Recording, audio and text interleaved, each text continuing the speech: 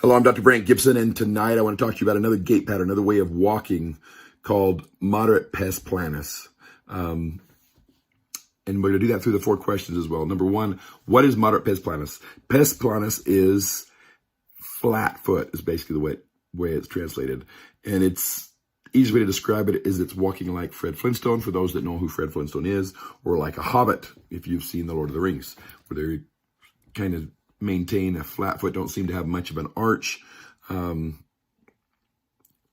if you look at the foot, it's going to be a neutral vertical heel alignment, so it's going to be pretty straightforward. And the front of the foot's going to be kind of normal or neutral as well. In other words, it's just a pancake, kind of pretty flat, stays flat, significantly low arch, pronation throughout mid-stance, and then sometimes they'll propulse off a little bit off the second metatarsal, so they'll get a little bit of supination as they're trying to push off. Because of that, they're going to actually get pretty good calluses under the second metatarsal and at the base of the 5th metatarsal. It occurs in population about 18% of the time in the United States. However, in Utah, it seems to be higher than that.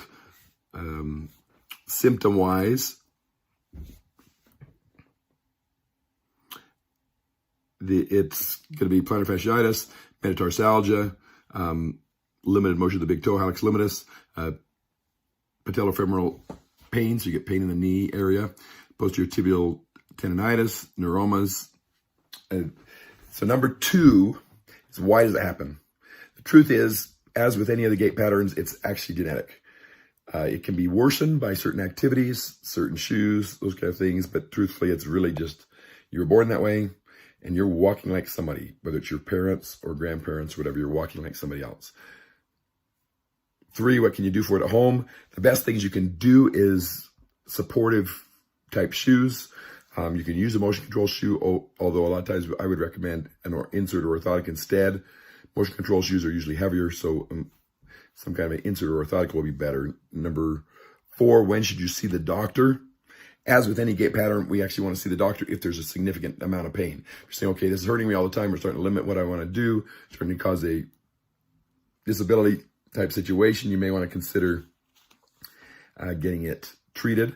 And the best way to treat this is to go into a custom orthotic, where you can actually get something that actually modifies and changes the way you walk, so that you land on the outside of the heel, land in the supinated position, and you pronate throughout stance and push off on the great toe. And through an appropriate orthotic, you'll actually find that your legs get less tired, you have less of the symptoms and pain that can go with it, and your foot starts to function better. This is Dr. Brandt Gibson. This is your Podiatry Tips Day 172.